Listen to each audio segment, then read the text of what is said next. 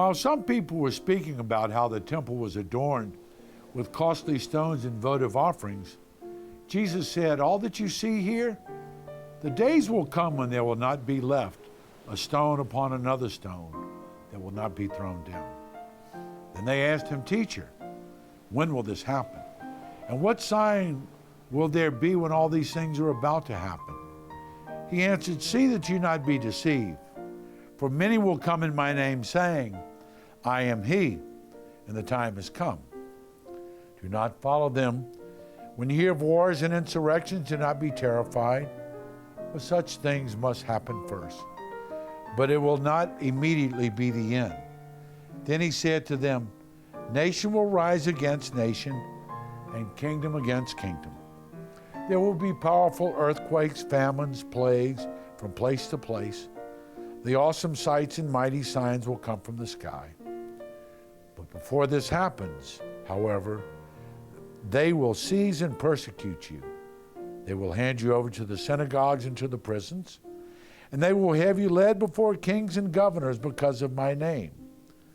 It will lead to your giving testimony. Remember, you are not to prepare your defense beforehand, for I myself shall give you a wisdom in speaking, that all your adversaries will be powerless to resist or refute. You will even be handed over by parents, brothers, relatives, friends, and they will put some of you to death. You will be hated by all because of my name, but not a hair on your head will be destroyed. By your perseverance, you will secure your lives." Hello and welcome to Close Walk Catholic Communications. I'm Father Bayer, your host, and we're glad that you can join us. And I'm going to keep this gospel book open because there are a lot of things I need to refer to. This is saying so much. First of all, it's talking about the end times and people worrying about the end of the world. Well, we're in the middle of November. January 1st is usually the time. We've had so many doomsday prophets who've come and gone who are telling us that the world is going to end. When I was growing up, I had a friend that I grew up with, and they started taking some 17-year-old guy and listening to him because they thought he was a prophet. He heard God out of his left ear because he was deaf in his right ear. They all moved up to the foothills of the Ozarks in Arkansas, and they were sure that the world was going to end, and he and his wife were divorced, and he decided that he didn't want the end of the world to come without his son, so he kidnapped his son and took him to Arkansas, where the day comes and goes and he gets arrested for interstate kidnapping and all that stuff. And I mean, look, probably 20, 25 years ago, they had a whole group of Koreans moved to Richardson, Texas, and they were supposed to hear the message of the Messiah on like cable channel 37. I'm not kidding. And all of a sudden there's this influx of Koreans, and I was watching a news show on it. You know, all these Koreans with these huge 10-gallon hats on, 10-gallon Texas hats. And so the interviewer was, they were saying who the prophet was, and he was coming, cable channel 37, and, and why are you wearing the hats? He said, well, we wanted to fit in with the locals. Okay, so they all had, I don't make this stuff up, And a few years ago, there was a guy in California who made $1 gazillion selling pet insurance to a doomsday cult.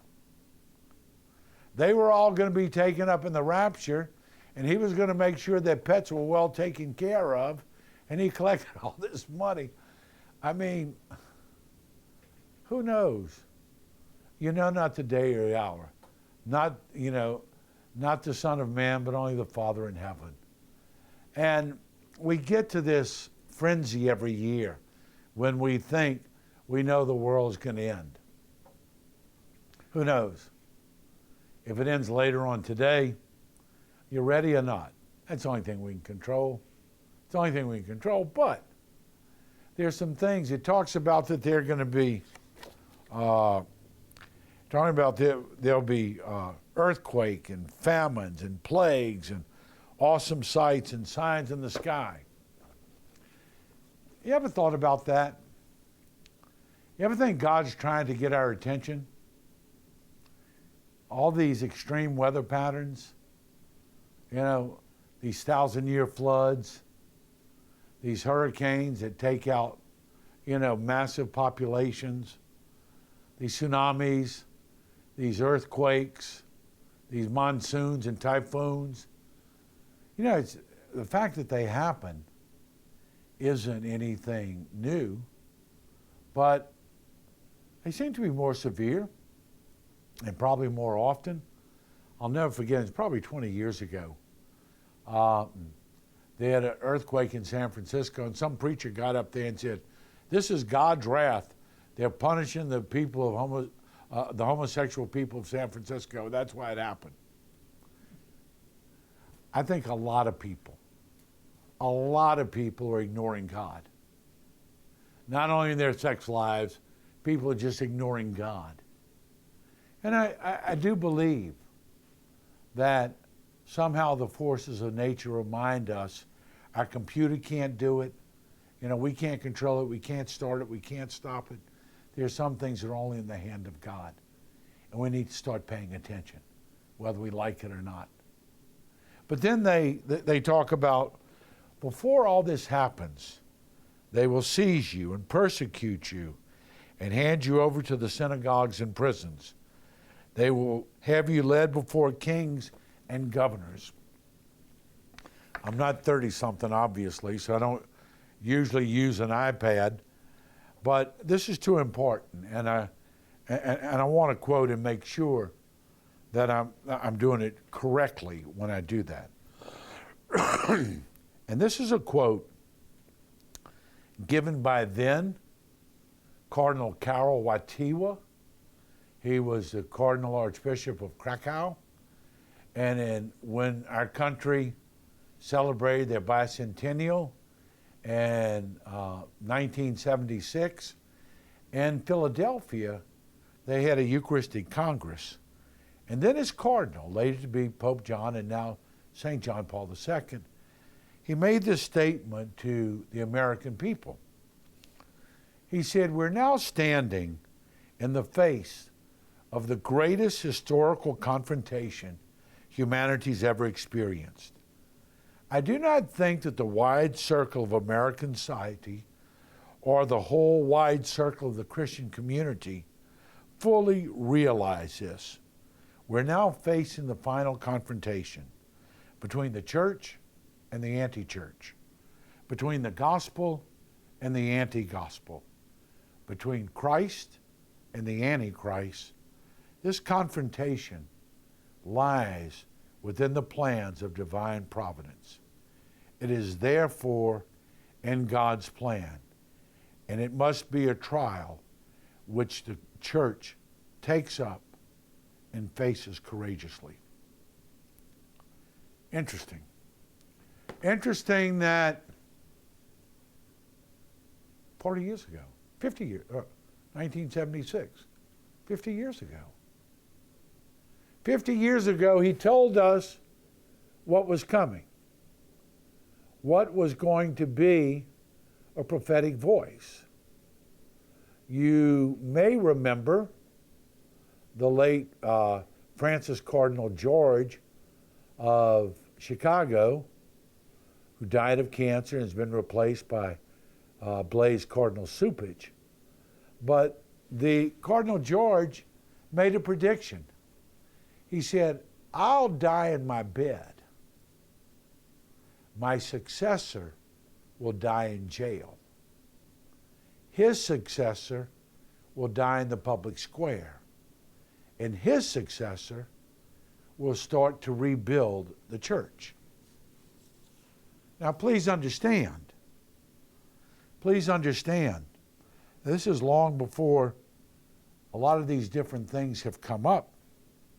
But in the middle of September, the U.S. Civil Rights Commission had a meeting. The chairman, chairperson, whatever the correct name of it is a guy by the name of Martin Castro. In his statement, Castro said, the phrases religious liberty and religious freedom will stand for nothing except hypocrisy, so long as they remain code words for discrimination, intolerance, racism, sexism, homophobia, Islamophobia, Christian supremacy, and any form of intolerance.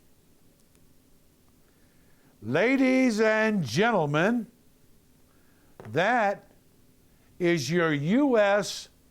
Civil Rights Commission telling us that organized religion, and in particular Christianity, is code words for hatred, intolerance, racism, sexism, homophobia, Islamophobia.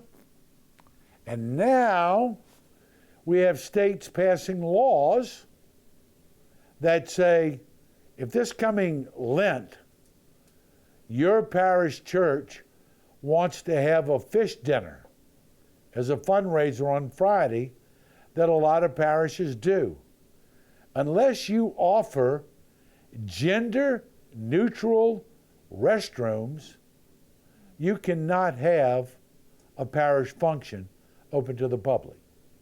You want to have your harvest festival? You want to have your spring festival? You better make sure that anybody can go to the restroom anywhere and that they're protected by having gender-neutral bathrooms. Do you understand?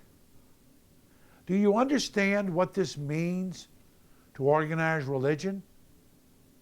Back in 2013, they wanted the Roman Catholic, this was on the White House website, they wanted the Roman Catholic Church to be considered a hate group, since then Pope Benedict XVI, in his Christmas address, addressed the cardinals, asking them to do everything that they could to combat same-sex marriages. Because of that, we're a hate group. Not to mention the millions of people we educate, not to mention the millions of people that we feed every day, not to mention all those homeless who are put in beds throughout the world, but we're a hate group because we do not buy into the media's narrative of promoting LGBTQ causes, and we're not willing to let men go in the bathrooms with our little girls. You know what? You don't find me at a loss for words. If this ain't totally damn crazy, nothing is. And what's our response? That's the issue. That's the issue. Will they bring you before tribunals? Well, I got news for you. As long as the people who have that LGBTQ agenda, and please understand, we're not advocating anything other than Christian charity for people who live that lifestyle. But we don't want to be forced to violate what we believe is the law of God. I'm getting ready to launch here. Stay with us. We'll be back in a moment. Hi, I'm Father Jeff Bayou from Closer Walk Catholic Communications. Thank you for being here today, and a special thanks for the support that you give us. First of all, your prayerful support we so desperately need, and also your financial support. We are donor-driven, and that is what keeps us on the air today. As you well know, the truth is in great demand and in very short supply, and mainstream media is not going to bring you the truth of the Gospels of our Lord Jesus Christ, because that's not socially acceptable and it's not politically correct. Certainly we all realize that when this life journey's over, we don't stand before the Supreme Court, we stand before the throne of God. Therefore, with great clarity and great charity, to pronounce the truth of the gospel is important. Your prayers, your financial support enables us to do that. So we thank you, and may God bring you closer in your walk with the Lord each day. God bless you. Before all this happens, however, they will seize you and persecute you and hand you over to synagogues and prisons. They will have you led before kings and governors because of my name. I will lead you in giving your testimony. Remember, you're not to prepare your defense beforehand, for I myself shall give you a wisdom in speaking, that all of your adversaries will be powerless to resist or refute. Hello and welcome back to Closer Walk Catholic Communications. I'm Father Bayer, your host, and we're glad that you're with us. And you know what? If it's a truth, hang in there, baby. As long as it's the truth. And that's the challenge that we live with in a nation whose Establishment Clause says we have freedom of religion, and who's founded under God. Then our beliefs in God cannot be publicly professed, because as Martin Castro says of the United States Civil Rights Commission, they're nothing more than code words. Yeah, they are.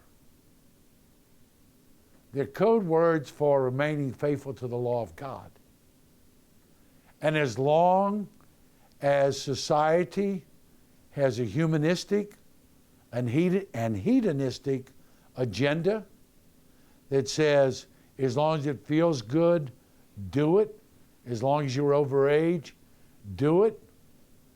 As long as we persist in a godless nation and we legislate accordingly in a godless nation, religion is always going to be at odds. And you know what? If you belong to a church that says, you know, unborn babies don't have rights, and that you can marry whoever you want, and that, you know, you get the right to choose your gender, and God has made a mistake because he made you the wrong gender because he should have made you something else. If you want to call that religion too, you know, my idea is join some other club. If we're going to be faithful, we have to realize that it's our responsibility with great clarity and great charity to remain faithful to the law of God and not allow the law of God to be superseded by man's law. And that's what we're teetering on in this country. I mean, you got to realize that 1973, so what is that? 43 years now? Yeah, 43 years. Unless you're over the age of 43, you didn't grow up in a world that you didn't think that an unborn baby was your property, and you had a right to decide whether that baby gets to be born or not. We've legislated that human life is an individual's prerogative. And if you're aged and elderly, then you belong to the next of kin, and they can decide whether or not they want you to live or die or get treatment if you don't have advanced medical directives. We've legislated that. And so we begin to believe that that's my right. That's my right over human life. And the things that we talk about, when we talk about that civil law is now trying to not only supersede, but it's trying to prevent people from professing certain beliefs. How long will it be until a seminary rector has a young man who comes and says, I want to be a priest. I'm here, I'm queer, I'm in your face. I'm loud and proud, and I want to be a priest. And we say, I'm sorry, we don't accept those candidates to the priesthood. What's going to happen? In Brazil, he went to jail. Priest went to jail. There have been a number of Protestant ministers in Canada who've been arrested and imprisoned for speaking out against homosexuality from their pulpit. What happens when someone comes and said, Father, this is my boyfriend, we're both men and we love each other, we want to get married. And I'm going to say I'm sorry. In the Catholic Church, we don't marry people of the same sex. When does that become a hate crime? Is all this, am I just being, an alarmist and a drama queen about all this? I don't think so. Please remember, I'm the person who for the last 7 years has been dealing with the fact that they're trying to force priests to violate the seal of confession. That's not going to happen. I'll certainly go to jail before that happens. But what's going to happen when we're forced to violate the seal of confession? And the seal of confession is a Catholic term. Let's go into civil law, a codified civil law, and talk about sacred communications. And a sacred communication is anything that a member of a congregation tells to their priest, pastor, rabbi, imam, whatever. Or they can be forced to tell that in a court of law. Well, I've just been someone who's got eaten up with pornography, and I'm addicted to pornography. I go to my pastor.